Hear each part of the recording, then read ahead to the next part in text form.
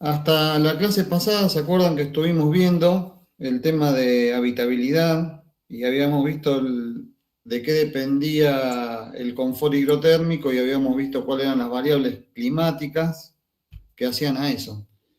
Y a partir de esas variables o distintos tipos de clima, ¿cuáles eran las respuestas posibles o adecuadas que teníamos que tener en arquitectura para tener confort? Vimos así los temas de conducción, los mecanismos de conducción de calor, radiación, convección, transpiración, respiración, como variables objetivas de la transferencia de calor. Y también vimos otras variables subjetivas que hacen al confort hidrotérmico. Entre otras de las variables que hacen al confort hidrotérmico es el aporte de la radiación solar a los edificios, y eso vamos a ver hoy cómo incide en el confort hidrotérmico por un lado, y vamos a ver una herramienta para poder estudiar ese fenómeno y poder hacer un análisis de tanto de los edificios que están haciendo ahora como después del trabajo práctico final. La clase pasada habíamos visto estos, entre otros movimientos que tiene el planeta, habíamos visto estos dos. Habíamos visto la traslación de la Tierra alrededor del Sol en el periodo de un año, se produce eso, y habíamos visto que esa traslación por la inclinación del eje de la Tierra producía que los hemisferio norte o sur, depende de la posición del año, estuviesen en una posición más enfrentada o menos enfrentada al Sol. Y había otros dos momentos en el año que eran los equinoccios, donde la posición del Sol, de la Tierra, perdón, con respecto al Sol, hace que la radiación solar, más allá después de la latitud, era más o menos la misma en los días eso. Y vimos otro movimiento, que es el movimiento de rotación sobre su propio eje, que es lo que define el día de la noche. Bueno, hoy lo que vamos a hacer hoy, espero que no haya ningún terraplanista acá que me desmienta, pero lo que vamos a hacer hoy es invertir la relación esta entre Tierra y Sol. A ver si me explico. Lo que vamos a hacer es, todos sabemos que la Tierra es la que está girando alrededor del Sol, pero para poder estudiar este fenómeno en la arquitectura, vamos a recurrir a esta inversión de la relación entre Tierra y Sol. ¿A qué me refiero con eso? A que en cambio de pensar de que nosotros somos lo que nos estamos moviendo alrededor del Sol, vamos a interpretar esto como que el Sol se mueve en la bóveda del cielo local, como si nosotros nos paráramos en un punto determinado y viéramos a lo largo del día el recorrido que hace el Sol desde que sale hasta el mediodía solar y hasta que luego se pone. Desde el punto de vista de la mecánica o de la relación entre Tierra y Sol, esto es válido porque lo que estamos acá analizando es la relación de la posición relativa entre la Tierra y el Sol. Haciendo una analogía sería que uno viene en un auto por la ruta, sabemos que nosotros somos lo que nos estamos moviendo cuando estamos yendo por la ruta, y vemos en la distancia un cartel. Y ese cartel es como que se nos aproxima a nosotros. Todos sabemos que el que se está moviendo somos nosotros en el auto, pero uno puede invertir esa relación y pensar que el cartel se nos está aproximando. Bueno, para poder hacer el estudio y analizar la posición relativa del Sol con respecto a la localización donde estamos, vamos a recurrir a esta abstracción que es pensar en la bóveda del cielo local. La bóveda del cielo local se refiere a la bóveda del cielo que ve un punto determinado en el planeta. Pregunto y escucho respuesta. Cuando han mirado hacia arriba, hacia la bóveda del cielo, ¿Han notado esa forma de cúpula que tiene el cielo celeste?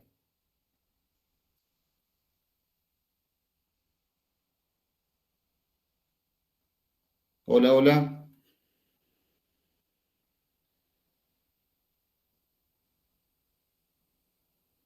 Hola. Sí, profe, sí se escucha. Pues, estoy preguntando eso. Quería saber si han notado esa forma de cúpula que tiene la bóveda de cielo. Si uno mira hacia arriba el cielo celeste, es como si estuviésemos abajo de una cúpula de color celeste. ¿Han notado eso? Sí, Sí, sí. sí. Sí, sí. Eso, es eso que creo que este fenómeno necesita mucho de la abstracción e imaginación de ustedes. Por eso les quería que primero fijar eso como primer parámetro. Bueno, si nosotros estamos ubicados en un punto cualquiera del planeta y tenemos nuestra bóveda de cielo por encima de nuestras cabezas, podemos en esa bóveda de cielo, en esa media esfera, posicionar cualquier objeto que esté dentro de esa esfera, de esa media esfera. Y para posicionarlo necesitamos por lo menos dos referencias, dos coordenadas. Una coordenada que vamos a usar es la altura con respecto al horizonte. Fíjense, este es el punto del observador, esta línea, este círculo es el horizonte del punto donde está ubicado ese punto, y este ángulo es la altura a la que está ese objeto sobre el horizonte. Esa es la primera referencia que tenemos, altura de ese objeto que está en la bóveda de cielo sobre el horizonte. Ahora bien, ese punto puede estar ubicado en 360 grados a la redonda. Entonces, para que la posición de ese punto sea inequívoca, que podamos definir con precisión a dónde está ubicado en la bóveda celeste ese punto, vamos a recurrir a una segunda coordenada, a una segunda referencia. A la referencia esta de la altura, del ángulo de altura a la que está ese punto, le vamos a sumar una segunda referencia que es este otro ángulo que se llama azimut, que arranca con valor 0 en el sur y en sentido horario, este ángulo que estoy mostrándole ahí, hasta ese punto, todo ese ángulo es el azimut del plano donde está ubicado ese objeto en la bóveda del cielo. Entonces, para ubicar cualquier punto en la bóveda del cielo necesito su altura angular y el azimut. Yo poniendo la altura y definiendo el azimut, con esos dos datos ya puedo ubicar cualquier punto en la bóveda del cielo. En la bóveda del cielo local también, bueno, acá están habrán visto ya los puntos cardinales, el norte, sur, este, oeste. Esta línea, este círculo que tenemos acá de base, este plano de base es el horizonte. Este es el punto P donde está el observador. Y tenemos después el cenit, que es el cenit sería el punto que está arriba de nuestras cabezas, exactamente en el punto central de la cúpula esa del cielo.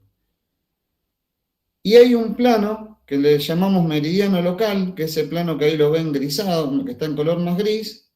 Ese plano, el meridiano local, es un plano que divide la bóveda del cielo en dos partes iguales.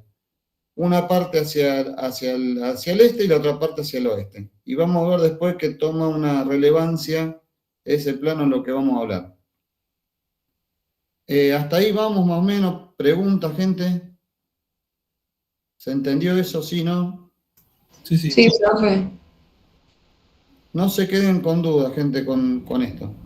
¿Podría explicar, Sí, perdón, podría explicar de nuevo lo que sería el azimut? bien. El azimut es un valor angular que se toma tomando inicio en el sur, en sentido de la aguja del reloj, hasta la posición del plano donde está ese objeto. En este caso, fíjate, mira, si yo arranco acá en el sur, y vengo hasta acá, hasta el oeste tengo 90 grados. Si sigo recorriendo con el ángulo, estoy acá en el norte, tendría 180 grados. Vamos a darle, por ejemplo, que el azimut de este punto es 160 grados. ¿Se entendió? ¿Está bien? Sí, sí, ahora sí, gracias. No, no hay por qué. Ese es el azimut. Es un valor angular en sentido de las agujas del reloj Profe, sobre el plano de horizonte. Sí. perdón que justo cuando lo explicaste me interrumpieron, ¿no lo puedes volver a explicar? ¿Lo del azimut? Sí. Sí. El azimut es un valor angular que se toma con referencia, se inicia la medición de ese ángulo en el sur, en el sentido de las agujas del reloj, hasta el lugar, hasta el plano donde está ubicado el punto ese que estamos referenciando. Les decía que en el caso del azimut de este punto, fíjense que si salgo del sur, tengo 90 grados hasta el oeste, 90 grados tendría si llego hasta el norte. Si tengo 90 más 90, tengo 180 grados, está ubicado el norte. Y este está antes del norte, estaría algo así como a 160 grados de azimut. ¿Está bien? Bien, sí. Eso. Entonces tengo una referencia en el plano del horizonte, que es el azimut, y una referencia en altura, que bueno, valga la redundancia, es la altura del punto. Bueno, si vamos hasta ahí, ahora vamos a ir complicándole de a poco. Así que cualquier cosa me interrumpe, me paran. Fíjense, vamos a ver ahora los recorridos que hace el Sol en la bóveda de cielo de cualquier sitio del planeta. El Sol, en particular, cuando estamos en los equinoccios, que es aproximadamente el 21 de marzo, el 21 de septiembre, en esas dos fechas, el Sol sale exactamente en el horizonte, sale por el este, justo donde está el punto cardinal este. Se va a ir elevando a medida que van pasando las horas, va a llegar a su altura mayor y luego va a ir descendiendo hasta ponerse exactamente en el oeste. Es decir, el Sol en los equinoccios, en esos 2 días del año, hace un recorrido saliendo del este y poniéndose exactamente en el oeste.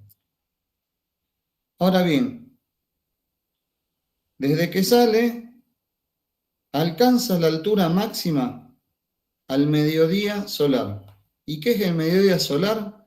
Cuando el Sol está ubicado en el plano este que les comentaba antes, que es el meridiano local. Ese plano que divide la bóveda de cielo en 2 partes iguales. Esta posición del Sol va a ser cuando el Sol tenga la mayor altura en ese día. Va a ir de una altura igual a 0 de cuando está saliendo a una altura máxima para ese día que se va a producir al mediodía solar. ¿Cuánto vale la altura del Sol en cualquier lugar del planeta en el mediodía solar de los equinoccios? La altura de ese Sol es igual a la complementaria de la latitud del lugar. Repito, la altura máxima que va a alcanzar el Sol al mediodía solar, en los equinoccios, el ángulo de la altura va a ser igual al ángulo complementario a la latitud del lugar. Rosario está ubicado a una latitud de 33 grados sur. Si la latitud de Rosario son 33 grados, el ángulo complementario de 33 es 57. Ahí lo tienen después escrito. ¿Se acuerdan lo que era el ángulo complementario? Un ángulo complementario es aquel que con otro suman 90 grados entre los dos. Este ángulo es el complementario de este, para que este más este ángulo sumen 90. Entonces, si este ángulo vale 33 como en Rosario, el ángulo este va a valer 57 grados en Rosario. Es decir, la altura máxima del Sol que se produce al mediodía solar en los equinoccios en Rosario es igual a 57 grados. Si la latitud del lugar, por ejemplo, fuera 50 grados, el ángulo complementario de 50 es 40 grados. Entonces, en esa localización, la altura máxima del Sol al mediodía solar son 40 grados. ¿Cómo vamos ahí? Digan, vayan diciéndome. Bien, bien, profe. ¿Bien? Bueno, No sé cuál, ahí viste que la parte amarilla sí. está como inclinado. ¿Cuántos grados inclinado, digamos? Y la inclinación es justamente estos 57 grados en Rosario. Y la inclinación, esta es la vertical en el punto B, en el punto P que va del punto P al cenit. Y este ángulo es la latitud de la localización en el planeta. Rosario estamos a 33 grados. Entonces el ángulo complementario de 33 es 57. La inclinación de este plano son 57 grados. Bien. Bueno. Vamos sumándole recorridos. Durante el año tenemos los recorridos del equinoccio, del Sol en el equinoccio, en los dos equinoccios, y después tenemos dos recorridos extremos en el año. Lo que le vamos a llamar solsticio de invierno, que es esa línea en azul, y solsticio de verano, que si van siguiendo es esta línea más anaranjada. Es el solsticio de verano. ¿Cómo podemos determinar la altura máxima que alcanza el Sol en el solsticio de invierno y de verano? En el solsticio de invierno, si nosotros teníamos este Sol que alcanzaba 57 grados en el equinoccio, si le restamos la inclinación del eje de la Tierra, 23 grados, vamos a tener la altura del Sol, la altura máxima que alcanza el Sol al mediodía solar en invierno, el 21 de junio aproximadamente. Es decir, si a la altura máxima del equinoccio le resto la declinación del eje de la Tierra, voy a tener la altura máxima para el solsticio de invierno. Y si a la altura máxima del Sol en el equinoccio le sumo los 23 grados de la declinación del eje de la Tierra, voy a tener la altura máxima que alcanza el Sol en el solsticio de verano, que es 57 grados del equinoccio más los 23 grados, aproximadamente 80 grados. ¿Qué otras particularidades tienen esas dos fechas? En el solsticio de invierno, el Sol ya no va a salir en el este, va a salir en el cuadrante noreste, dentro de este área va a salir. Más precisamente acá, va a salir en este punto en el horizonte, se va a ir elevando, va a alcanzar su punto máximo de altura de 34 grados al mediodía solar cuando está cruzando el meridiano local y se va a poner luego por el cuadrante noroeste. En el caso de el solsticio de verano, el Sol va a salir en el cuadrante sureste, va a salir acá atrás. Va a hacer un recorrido, va a llegar a este punto culmine a 80 grados de altura y va a volver y se va a poner en el cuadrante sur-oeste. ¿Estamos hasta ahí?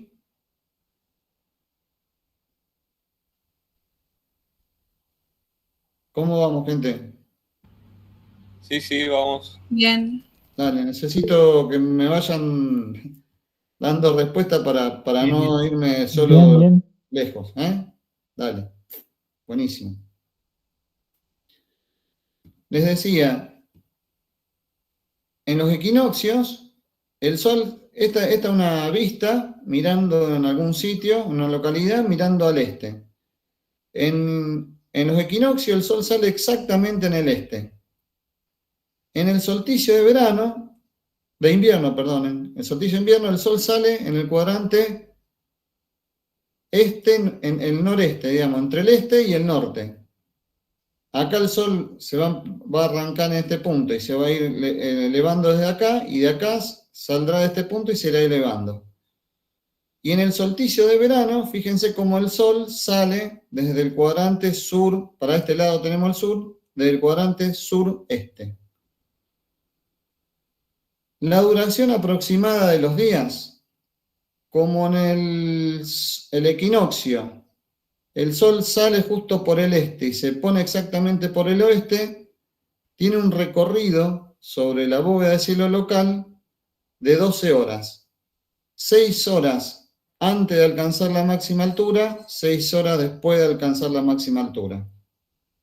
En el solsticio de verano, que el Sol sale un poco antes, amanece más temprano, tiene un recorrido total de 14,4 horas sobre el horizonte, tiene el Sol.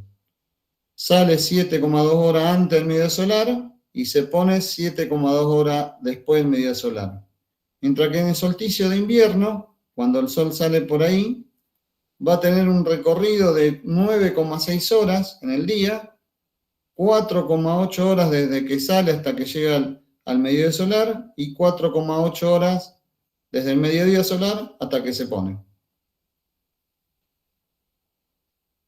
Y acá tenemos la misma bóveda que estábamos viendo antes, pero visto de costado, con los ángulos estos como estábamos marcando.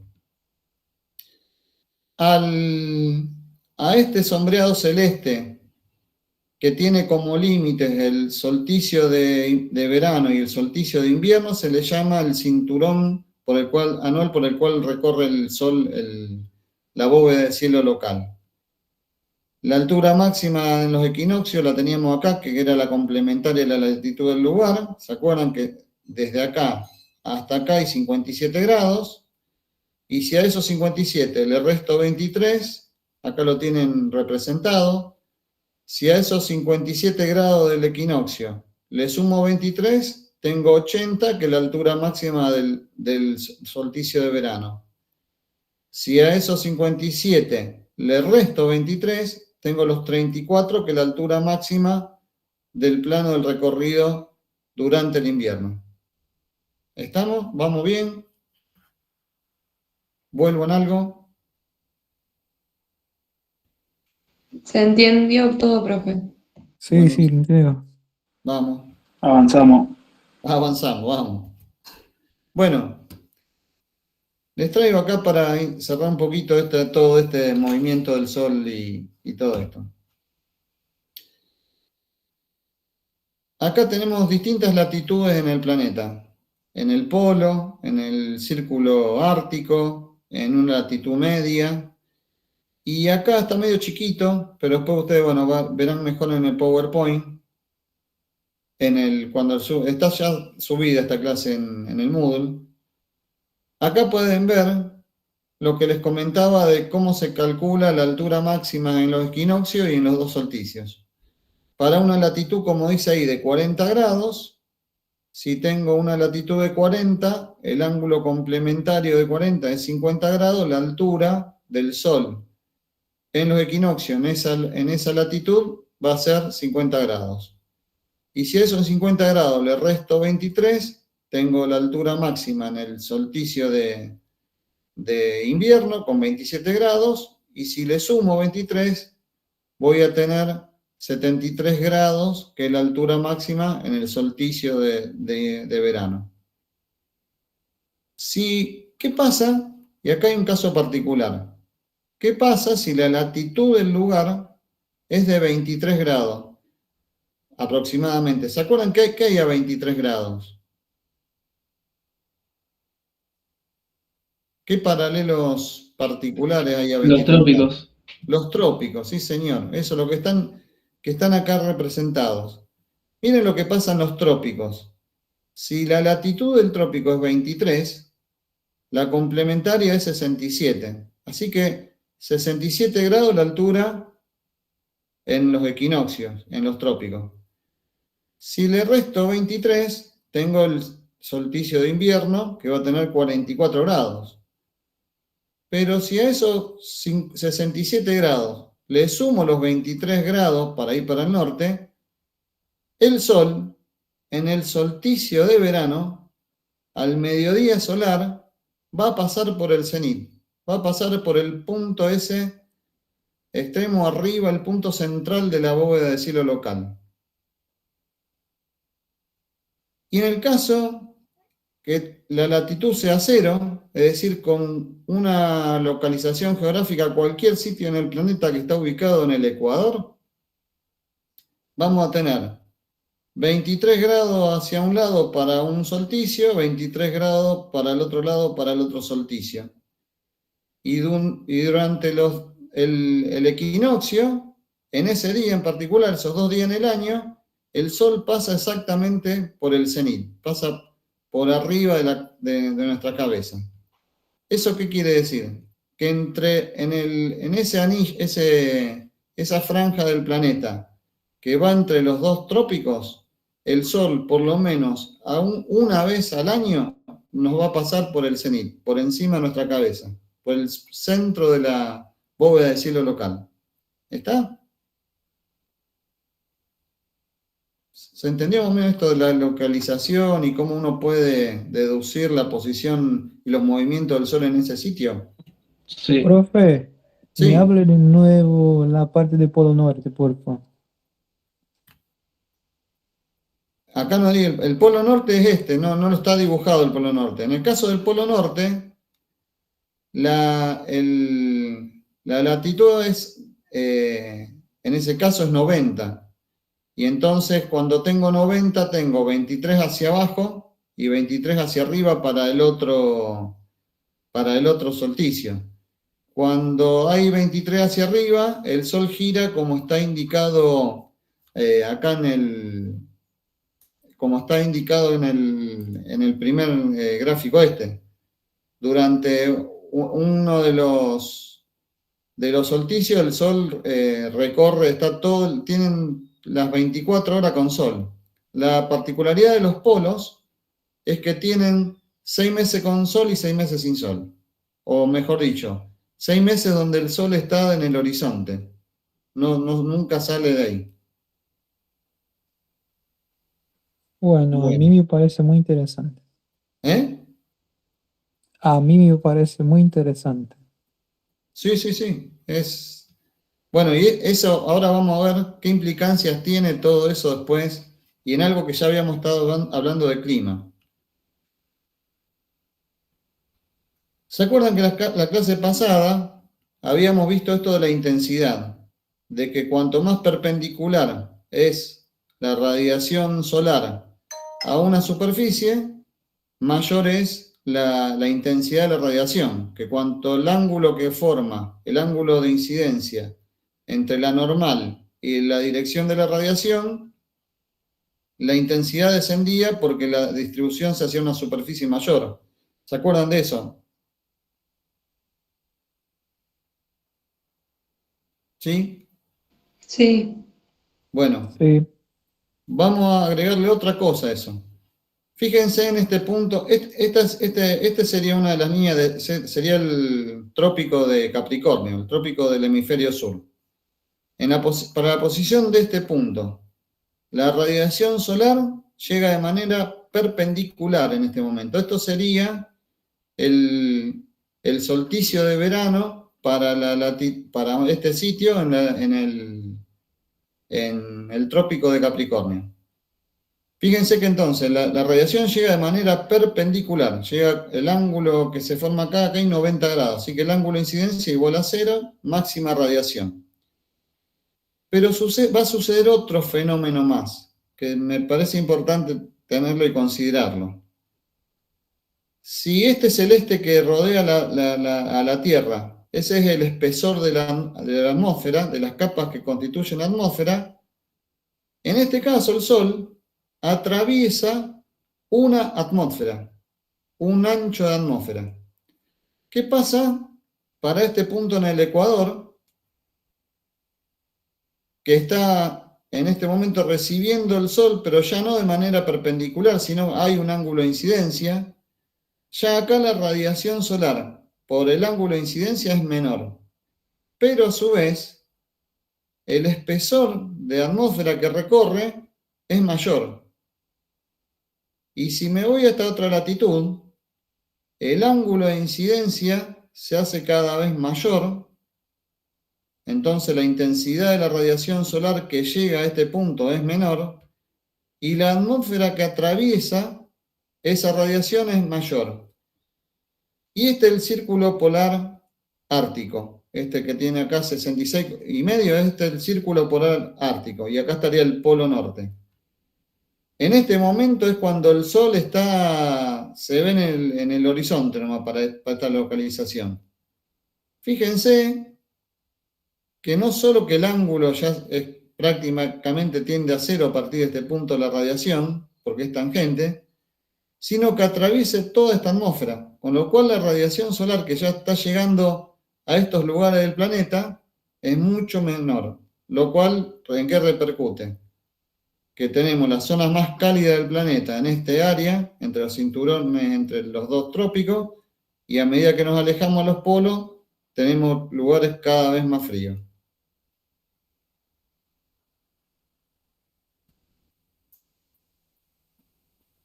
Esa información sobre la radiación solar hay distintas fuentes para obtenerlos. En este caso, este es un mapa de la República Argentina hecho por Grossi Gallego y Riggini, como dice ahí, la fuente, que es el Atlas de Energía Solar de la República Argentina. Los dos mapas están hechos para el mes de julio, tomé al azar julio, y están ahí indicados la radiación solar que reciben en el mes de julio distintas localidades de la Argentina. Fíjense que aparecen distintas cuestiones acá. A pesar de que, por ejemplo, este punto acá tiene la misma latitud que este punto acá adentro, tienen distinta radiación solar. No sé si alcanzan a ver eso. Están dentro de dos verdes distintos porque hay distinta radiación solar. O inclusive un punto acá en la provincia de Corrientes tiene distinta radiación que este punto acá en la provincia de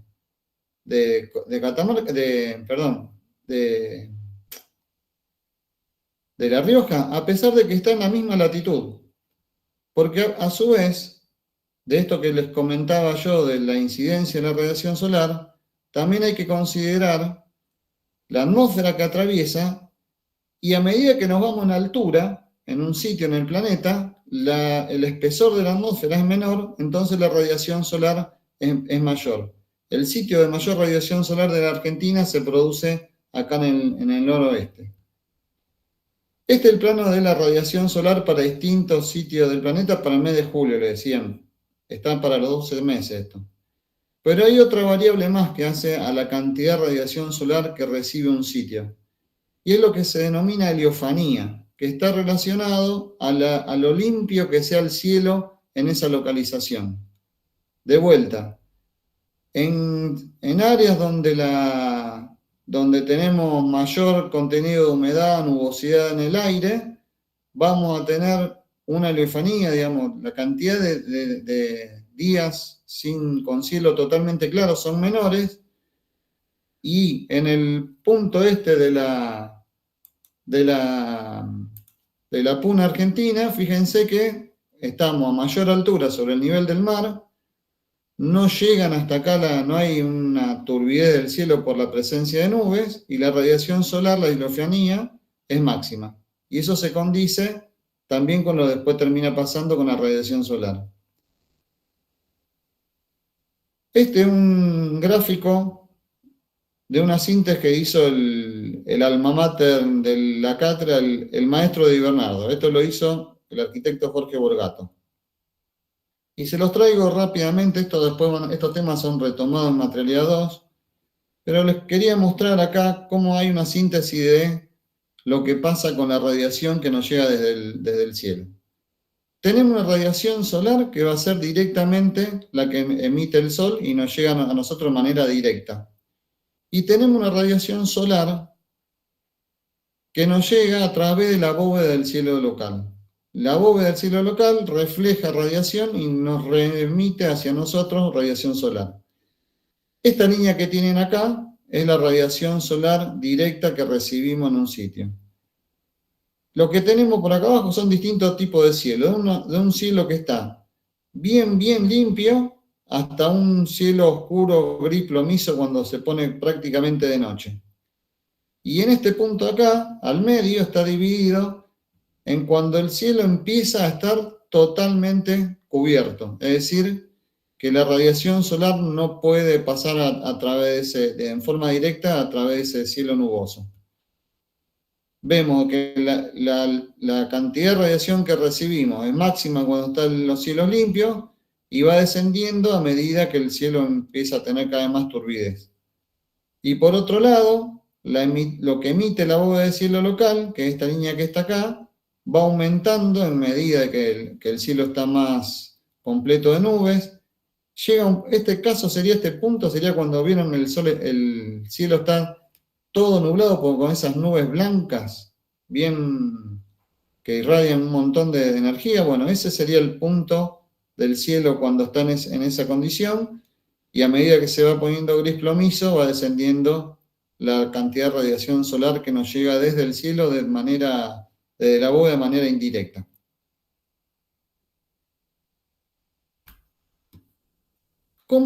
¿Qué tiene entonces todo esto que estamos hablando que ver con arquitectura? Y acá donde me parece viene lo importante. En este gráfico que tienen acá está la radiación solar que nos llega desde el Sol a la superficie de la Tierra. Lo que llega a la superficie de la Tierra es lo que está indicado acá en azul y en este área, que es lo que es la radiación visible, lo que a nosotros nos permite ver. Esta es la radiación electromagnética visible. Lo que está acá anaranjado de más es radiación solar que llega a la parte exterior de la atmósfera y en parte es absorbida y en parte es reflejada por la atmósfera, y que no llega entonces a la superficie de la Tierra. Y la radiación que está acá mostrada es radiación solar que llega cuando se atravesó 1,5 atmósferas de espesor. ¿Vieron cuando yo les mostraba que en esa posición, en el trópico, atravesaba una atmósfera? Bueno, esto es cuando atraviesa 1,5 atmósferas de radiación. Fíjense que la radiación solar tiene su mayor potencial dentro de lo que es el espectro visible, y también esto que tienen acá, ese IR, quiere decir infrarrojo. Esta radiación infrarrojo cercano, se le llama infrarrojo cercano, que es radiación electromagnética que no la percibimos como luz, pero la percibimos fuertemente como calor. Esto es calor. ¿Qué pasa con esta radiación y con los edificios? En la superficie que son semitransparentes se va a producir este fenómeno. Y acá nos vamos a tener un cachito, esto es importante que lo entendamos todo porque todavía en física no lo vimos y es importante el fenómeno este porque hace directamente a la arquitectura. Llega radiación solar sobre un plano semitransparente, sobre un vidrio. Parte de esa radiación se va a reflejar. Parte de esa radiación va a ser absorbida por el vidrio. Y gran parte de esa radiación va a pasar y va a entrar a nuestro interior. ¿Qué va a pasar con esta radiación que entra? Que es parte de luz visible y parte de infrarrojo, cercano. Va a incidir sobre los distintos cuerpos. Miren la imagen esta que tienen acá a la derecha. Está entrando radiación solar. Esa radiación solar, gran parte, penetra en el edificio, incide en la superficie, objeto que hay adentro. ¿Y qué pasa cuando incide esta radiación solar? Estos cuerpos absorben la radiación, elevan su temperatura y empiezan a emitir radiación electromagnética, empiezan a emitir calor. Esa radiación electromagnética que están emitiendo estos cuerpos es de infrarrojo, se le llama infrarrojo lejano o infrarrojo de onda larga. Ese infrarrojo de onda larga, el vidrio que permitió el paso de radiación electromagnética visible y de onda corta, es opaco a la radiación electromagnética de onda larga. ¿Qué hace este efecto que se denomina efecto invernadero en la arquitectura? En que se capta energía de la radiación solar, se la transforma en calor interior en los distintos objetos, y esa radiación solar, esa radiación de esos objetos, que es infrarrojo lejano, en el vidrio se reflejan y vuelven al interior, haciendo un efecto de trampa de esa energía. La consecuencia de eso es que va aumentando la temperatura interior de los locales. Volvemos. ¿Qué parte repito? Digan ustedes. Lo último, si puede repetirlo, profe. Sí, sí, lo último, por favor. Vamos. Vamos de acá. Llega radiación solar con longitudes de onda del visible y el infrarrojo cercano. Son longitudes de onda, en términos relativos, cortas. Son onda corta.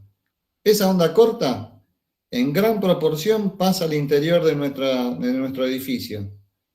Esa radiación incide en los distintos objetos, superficies interiores, y esa radiación solar se transforma en calor y le eleva la temperatura a todas estas superficies interiores. Estas superficies y estos cuerpos empiezan a emitir radiación electromagnética también, pero lo hacen irradiando con onda larga. Y el vidrio, que era transparente al paso de esa radiación, es opaco para esa radiación, es decir, no permite que esa radiación salga al exterior. Vuelve a reflejarse y vuelve al espacio interior. ¿Cuál es la consecuencia de eso? Que este calor absorbido por todos estos objetos son irradiados, pero vuelven otra vez al interior. Entonces el interior del local se va cargando de energía, va aumentando el calor. ¿Está? Sí, gracias. Sí, sí, buenísimo. ¿Estamos ahí más o menos? Esto después lo vuelven a ver en física, pero... Y por ejemplo, es tanto el material, ¿no? Tipo, No te escuché. no, si esto está todo en el material, ¿no? Si está en el material subido... Claro, claro. Sí, esta clase ya está subida en Moodle, está en PDF. Ah, bien, buenísimo.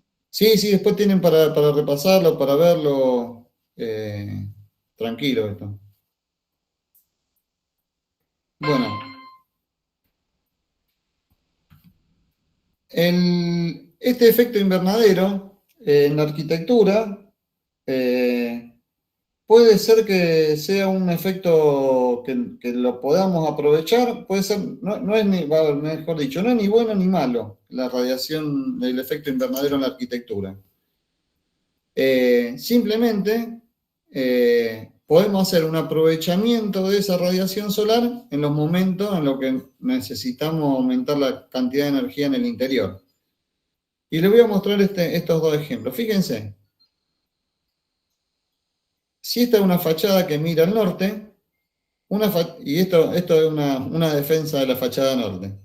Si una fachada tenemos en el edificio que mira hacia el norte, en el hemisferio sur, por supuesto, en nuestra latitud en Rosario, con más razón, los soles, vieron que de verano tiene una altura al nivel solar de 80 grados alcanza en el cielo. Mientras que en invierno la altura máxima que alcanza el nivel solar son de 34 grados. Es decir, son soles más bajos que pasan por enfrente de esa fachada que mira hacia el norte. Esa fachada norte, esa radiación solar de invierno es más perpendicular al plano de vidrio que lo que es la radiación solar de verano, con lo cual la carga térmica que involucra los soles de invierno para una fachada norte son mayor que la carga térmica que involucra la radiación solar en verano. Con lo cual eso ya es un beneficio para una fachada norte.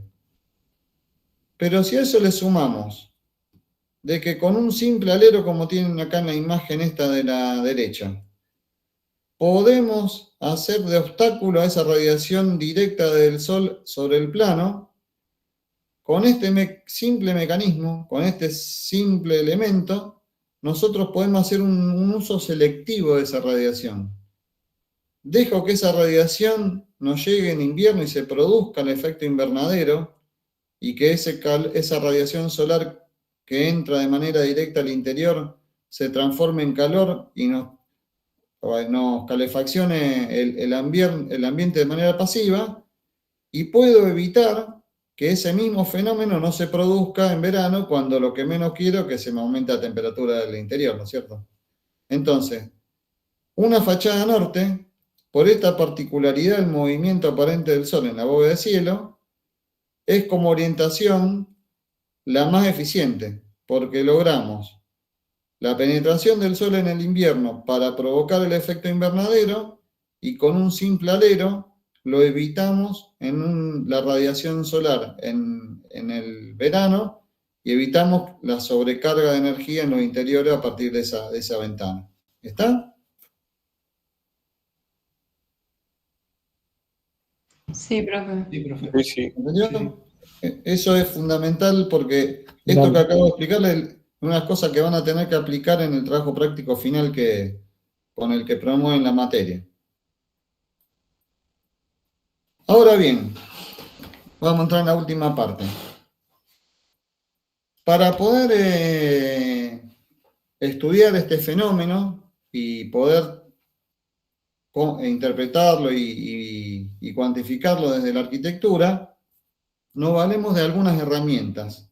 En materialidad 1 vamos a ver nada más que esta herramienta, que es el diagrama rectangular de cielo local, que les voy a contar cómo está construido primero esa herramienta, para que tengan e interpreten cómo está hecho, y después les voy a mostrar para finalizar algunos ejemplos de aplicación práctica, que bueno, después eso en la práctica van a ver con los docentes por comisión cómo se implementa eso, pero que les va a dar una aproximación bastante precisa a lo que es los cielos visibles que puede tener un determinado plano de vidrio. Este diagrama rectangular se construye de esta manera. Esta sería la bóveda de cielo local. Nosotros estamos ubicados en el centro de la bóveda de cielo local y ponemos un plano cilíndrico alrededor, los 360 grados alrededor, y desde la posición donde está el Sol, lo proyectamos, lo dibujamos sobre ese plano.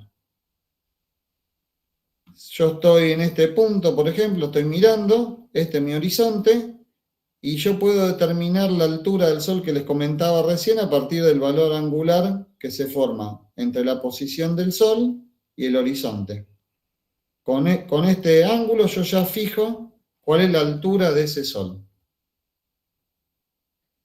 Habíamos dicho que necesitamos, para precisar la posición del Sol en la bóveda de cielo, dos referencias: la altura y el azimut. La altura, entonces, la voy a referenciar desde el horizonte a cuántos grados alto está el Sol. Y en ese plano que teníamos recién, que era cilíndrico, yo lo puedo desplegar, después abrirlo, ponerlo en una superficie plana y tener que ese Sol que está a 40 grados estará ubicado en algún punto de esta línea que serían 40 grados. Fíjense que tengo graficado de 0 grados de altura hasta 90 grados de altura.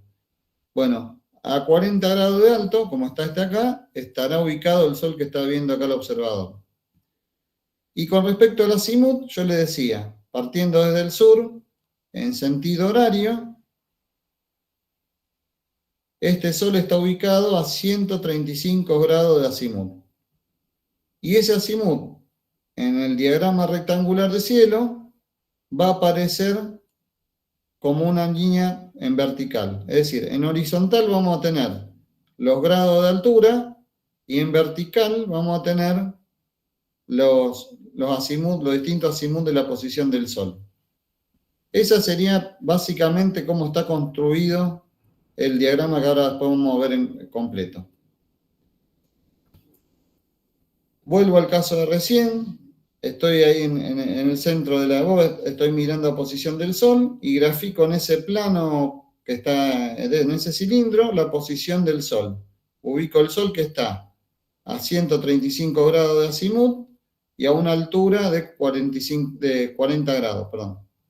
Entonces, en el plano ese que estoy ahí, este plano yo lo despliego y entonces me queda que va a estar en donde se encuentran 40 grados con 135 de azimut, ahí está el Sol. Esa es la posición de ese Sol en particular. Miren ahora esto. ¿Qué pasa si me tomo el trabajo de ir dibujando en ese plano las infinitas posiciones del Sol que va teniendo momento a momento durante el día? Voy haciendo un puntito por cada vez que se va moviendo el Sol y lo proyecto sobre ese plano cilíndrico. Estoy mirando el Sol, voy mirando cómo se va moviendo el Sol y lo voy proyectando. Cada vez que se va moviendo, lo voy proyectando sobre ese plano cilíndrico. Después despliego el plano cilíndrico y voy a tener acá el movimiento del Sol para ese día. Fíjense que este día que está graficado acá sería un equinoccio. Sale justo en el este y se pone en el oeste. En el diagrama este vamos a tener el recorrido del Sol que sale en el este, alcanza la altura máxima cuando pasa por el norte, en el meridiano local, y se va a poner por el oeste. ¿Estamos hasta ahí? ¿Se entendió esa parte o vuelvo?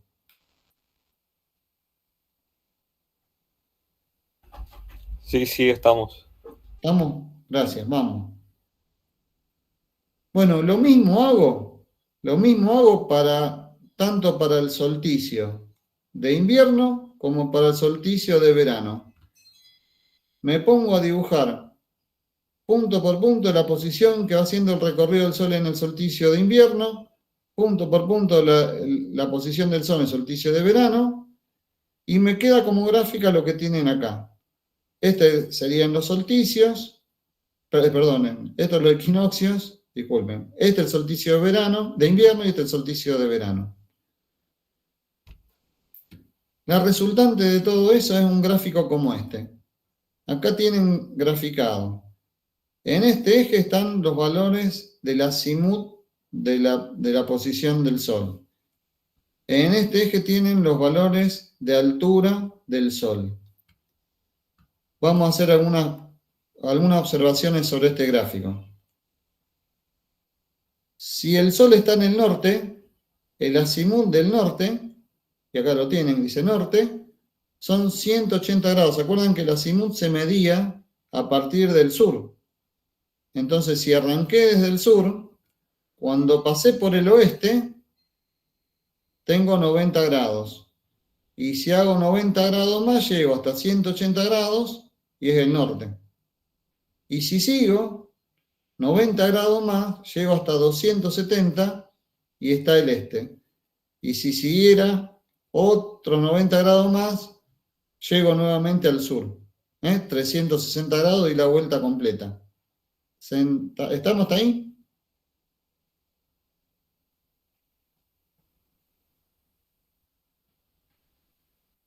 Bueno. Vamos ahora a las alturas. ¿Se acuerdan? Este gráfico es el diagrama rectangular para el cielo local de Rosario. Por eso van a ver.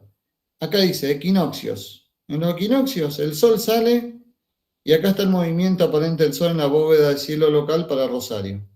Sale precisamente en el este. Ahí está. Este es el este. Acá tengo a 270 grados el azimut. Altura en el momento de salida, 0 grados. Está en el horizonte el Sol. Empieza a moverse por la bóveda del cielo local, en los equinoccios. Llega al mediodía solar y alcanza la máxima altura que va a alcanzar durante ese día. ¿Cuánto era la altura? ¿Se acuerdan en los equinoccios que alcanzaba en Rosario? ¿Cuánto era la altura esa del Sol? 57. 57, sí señor. Y fíjate que si yo me muevo en esta dirección, la altura de ese Sol son 57 grados. ¿Y dónde está ubicado el Sol al mediodía solar?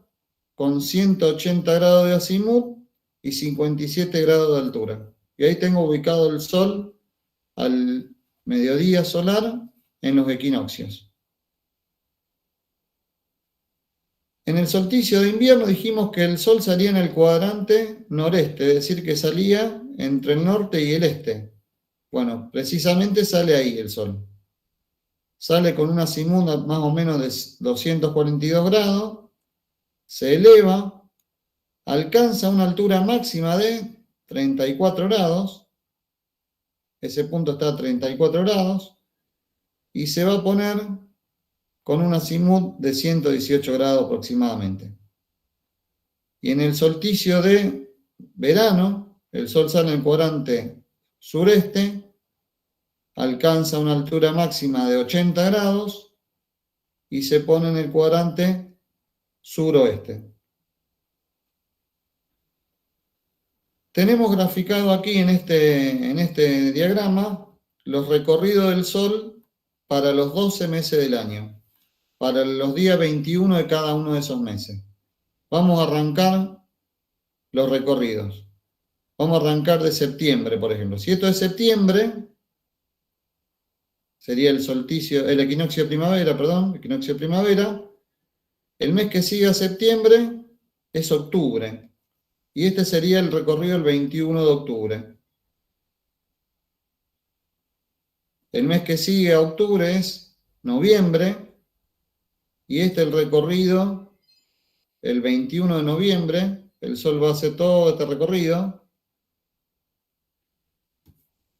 Y el 21 de diciembre, que es el solsticio de verano, hace este recorrido final.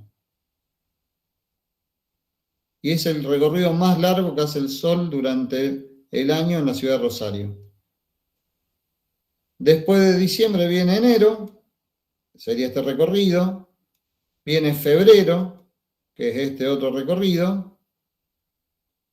Magia, llegué al equinoccio de marzo. Este sería el recorrido de marzo. Si este es marzo, este es abril. Este de acá es mayo, este es el mes de mayo, que es el mes que estamos ahora. Hoy el recorrido del Sol, hoy es 23. Hoy el recorrido del Sol va a ser muy próximo a esta línea que están viendo acá. Y este va a ser el solsticio de invierno, el 21 de junio. 21 de junio sigue julio. Sigue agosto, que sería ese recorrido. Septiembre, volvimos donde iniciamos. ¿Se entendió cómo están los recorridos? Sí, se entendió. ¿Sí? Vamos. Hablen ahora o callen para siempre. Vamos. Entonces tenemos, en estas 7 líneas que hay acá, están los 12 recorridos. ¿Por qué? Porque cada una de estas líneas que están adentro de estos recorridos corresponden a 2 días en el año, mientras que los 2 extremos corresponden a un solo día en el año. Y otro dato que incorpora este gráfico es que a partir de la posición del norte, que es el mediodía solar, donde el Sol alcanza la máxima altura durante el día, tenemos horas antes del mediodía solar y horas después del mediodía solar. Y esas horas están marcadas acá, cuando dice -1, -2, -3, son horas antes, +1, +2, +3 son horas después del mediodía solar. Y están indicadas las medias horas. Por ejemplo, esta línea de acá son 2 horas y media después del mediodía solar. Con esos datos yo puedo descifrar la posición del Sol, por ejemplo. Digo, este Sol que está acá, se corresponde acá, ¿a qué? A un día que puede ser el 21 de octubre, 1 hora y media antes del mediodía solar. El Sol está en esta ubicación, tiene 230 grados de azimut y tiene una altura de 60 grados en ese punto. A esta línea de acá se le llama un mes antes o después del solsticio de verano. Este es 2 meses antes o después del solsticio de verano. Este es un mes antes o después del solsticio de invierno, 2 meses antes o después del solsticio de invierno. También lo van a ver escrito así. Pero en definitiva, en este gráfico tenemos toda esa información acerca del movimiento aparente del Sol. Por último, vean otra cosa, que el recorrido del Sol es simétrico, yo les decía. Cuando pasa por el plano del meridiano local, vuelve a hacer el mismo recorrido que hizo durante la mañana, en el transcurso de la tarde lo hace de manera simétrica, exactamente igual. Vamos a estudiar un poquito ahora. Marcelo, Marcelo. Levantó la mano un alumno. ¿Cómo? tengo una consulta. ¿Viste que ahí a la derecha aparecen las intensidades? Sí. ¿Eso sí, señor. es como un promedio o...? No, esto no lo vamos a usar ahora. Esto ahora no lo vamos a usar, pero te cuento qué es. Esta es la intensidad de la radiación solar en un plano normal a la posición del Sol. Es decir, que si en esta línea dice que hay 900, va a haber una que esté. Esta dice 910 vatios por metro cuadrado. En este punto es siempre y cuando el plano ese que vos estás analizando está de manera perpendicular a la radiación solar. Estos valores de radiación, por ejemplo, si el plano ese es un plano que está vertical, la radiación solar incide con un ángulo de incidencia, en ese caso, de 80 grados, a un plano vertical. No sé si me sigue lo que estoy diciendo. Más o menos, pero bueno, de última después lo vemos. No, pensá una fachada al norte. Sí, Y están llegando del Sol 910 vatios ajá. por Sí. metro cuadrado. Pero esa radiación hay que afectarla por los 80 grados que es el ángulo de incidencia. Entonces, no van a ser 910 vatios por metro cuadrado. Ah, bien. Claro, entonces, o sea, como que esos valores son para todos los lugares iguales, pero vos lo tenés que ir viendo, depende del... Exacto, tenés que hacer la conversión de la posición relativa del plano en el que está. Por eso, en este año, en primer año, no vamos a ver esto. Esto después lo vemos en segundo año. Incluso no usamos esto, vamos a otras cosas, pero hay que hacer una conversión de plano, un cambio de plano. Buenísimo, gracias. Por eso no lo nombré tampoco, no me metí acá con la intensidad de la radiación, porque es un valor de anécdota. Sí, pueden ver cómo aumenta en la medida que Y esto de vuelta, es lo que básicamente lo que está sucediendo acá, es que atraviesa a medida que el Sol es más alto, menos atmósfera, y entonces tiene mayor intensidad. Buenísimo. Bueno, vamos a ver qué pasa para distintas fachadas. Va a los 4 puntos cardinales, vamos a ver ahora, y después todos ustedes lo trasladarán. Si yo tengo un plano vertical en esa bóveda de cielo local que estábamos viendo antes, imaginen con un plano vertical, lo único que ve es la mitad de la bóveda, porque la otra mitad le queda en la espalda. Si yo tengo un plano que mira al norte, y ese plano estaríamos ubicándolo en el centro de la bóveda de cielo, ¿no es cierto? Está mirando al norte, tiene media bóveda de cielo por atrás, media bóveda de cielo por delante. ¿Me siguen eso? A ver, hay que hacer una abstracción rara acá. ¿Se entiende eso que vemos media bóveda de cielo, un plano vertical? No, ¿Eh? me quedé en lo primero, profe. ¿Sí puede repetir? Sí, vamos, voy a volver a esta. Imagínense que... Perdón, digo, yo me colgué ahí. No, qué perdón, al contrario, mejor que diga. Miren, si piensen que ustedes están acostados en esa bóveda de cielo, en un sitio, en el medio del campo, y están viendo la bóveda de cielo.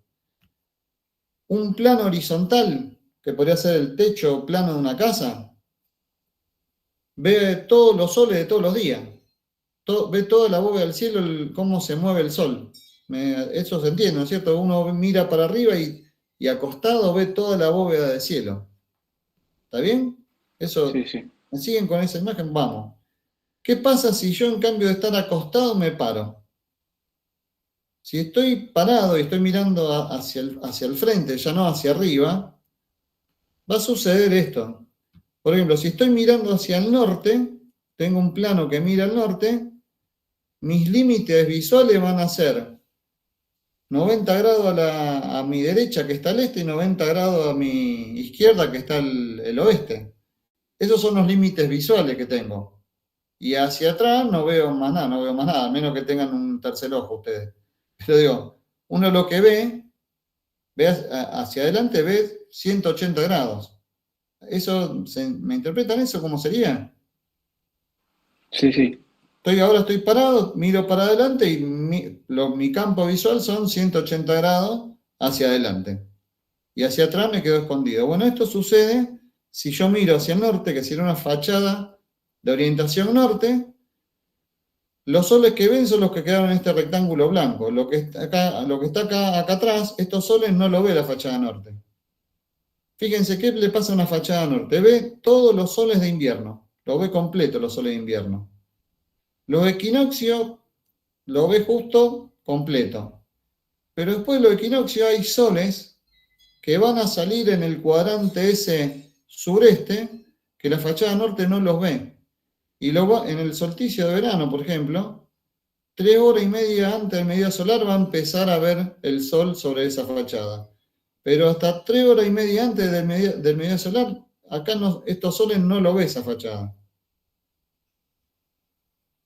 Si voy a la inversa de eso, miro para el sur, y acá está el cuadrante partido en dos, ¿no es cierto? Acá está el sur.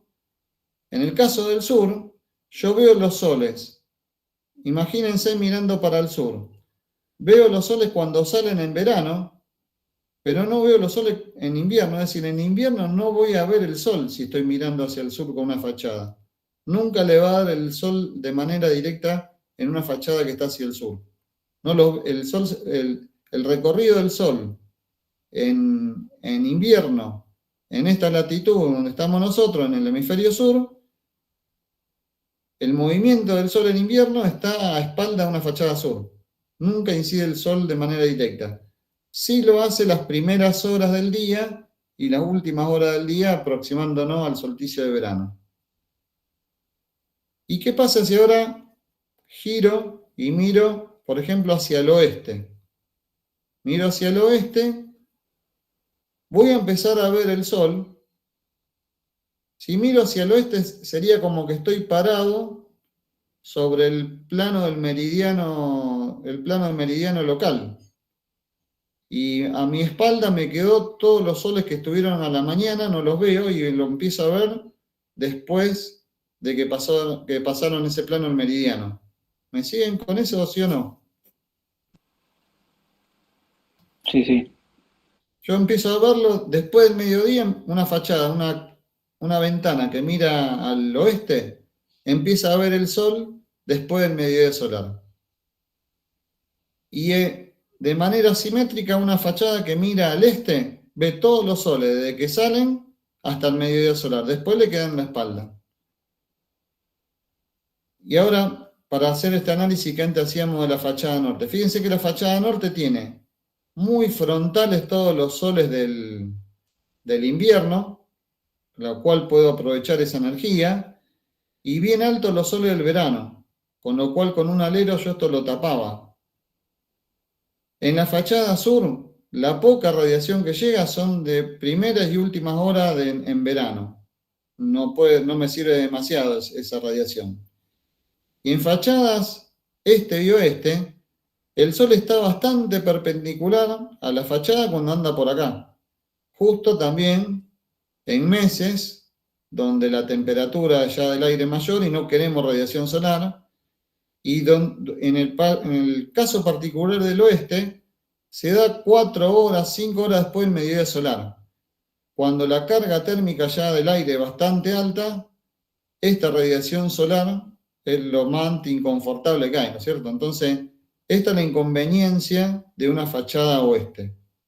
Recibe mucho sol en verano y recibe, en términos relativos, poco en invierno. Lo que hay que prever en una fachada oeste es algún tipo de control solar, casi siempre móvil, lo más eficiente para esto, para cerrarlo en verano y para poder abrirlo y aprovechar esto de invierno. Pero todo esto que ahora estoy contando lo vamos a volver a ver, sobre todo en el trabajo práctico final, para que ustedes apliquen esto del movimiento aparente del Sol. Y para ir terminando, les muestro, como les decía, una imagen de un ejemplo de cómo podemos utilizar este diagrama rectangular de cielo. Acá está dibujado, acá a la derecha tienen en vista un edificio, varios edificios con esa silueta por delante nuestro. Nosotros estamos ubicados, esto está en planta, en un punto, en una fachada, mirando con eso de frente. Y ese punto está a esta altura. Esta altura donde está el punto A es el horizonte de ese punto A.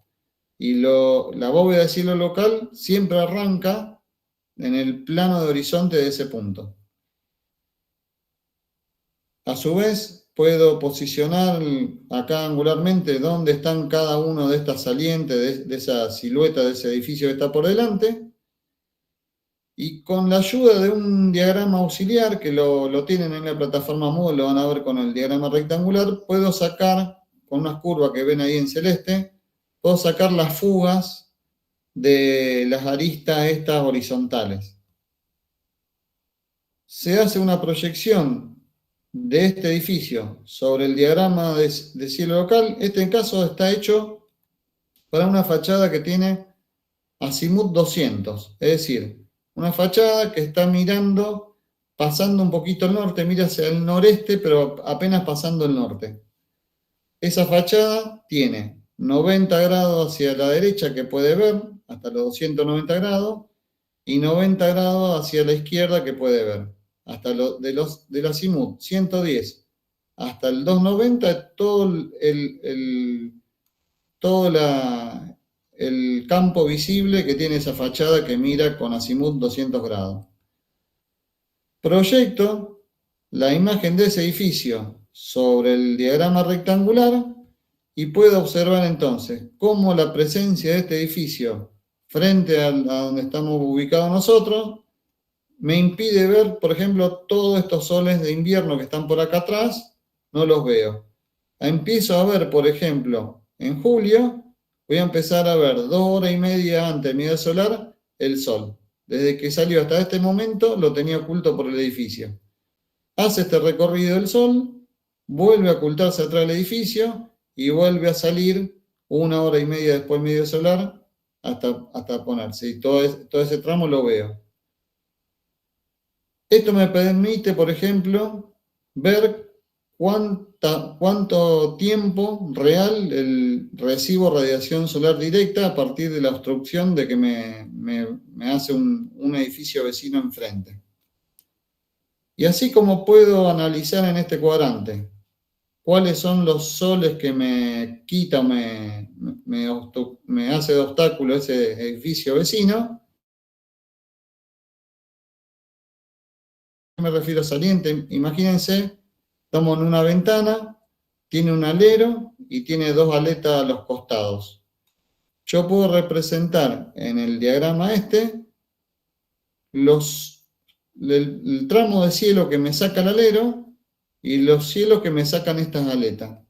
Y entonces puedo, a partir de una traslación gráfica de este obstáculo a este diagrama, ver que todos los soles que están por arriba del alero, que son todos los soles que se mueven por acá arriba, dejo de verlos con ese alero. Y todos los soles que están al costado de esas aletas verticales, también me lo ocultan esas aletas verticales. Entonces, fíjense esto que está bastante al norte, cómo este alero, lo que hablábamos antes, me saca los soles del verano y me deja pasar los soles del invierno. Eso es la eficiencia de un alero al norte. Y haciendo una suma de los dos elementos, tengo el obstáculo del edificio, el obstáculo de los salientes del alero y la aleta, lo que me quedó de cielo visible, eso que ven en blanco. Y todos los soles que están pasando por ahí son los soles que voy a poder ver, o que van a llegar de manera directa a incidir sobre la fachada. Bueno, ¿estamos hasta ahí? ¿Preguntas, dudas? No. Estos son gráficos, gente, de aproximación, ¿eh? Vamos a hacer una aproximación al tema, nada más. No hay ninguna exactitud en esto, pero nos permite ver cómo podemos o hacerle un obstáculo a la radiación solar que no queremos recibir, o cómo puede un edificio vecino, una construcción vecina, impedirnos el aprovechamiento, por ejemplo, del sol, como en este caso de esta radiación solar que nunca le va a llegar de manera directa. Para repasar todos estos temas, está toda esta bibliografía que están en la plataforma Moodle, este texto de Elio Di Bernardo, ahí este otro texto de soleamiento, concepto de energía solar también, de dónde salen estas cosas, pero básicamente yo lo que le diría, lean estos textos y acá tienen el diagrama de rectangular del cielo, lo tienen ahí en un PDF y están esos gráficos que les mostré mirando hacia el norte, sur, este y oeste, que les va a servir para analizar las distintas fachadas del edificio, de estos dos edificios que están analizando. Y después está el cuadrante solar horizontal, que es otra proyección, se los dejo para que lo vean, pero no la vamos a usar en este año, que también es útil para trabajo, para poder calcular y resolver los parasoles y elementos de obstáculos. Y colorín colorado, hasta acá llegamos por hoy. La semana próxima vamos a ver el tema de agua y arquitectura y, bueno, amplitud térmica, humedad, todo eso.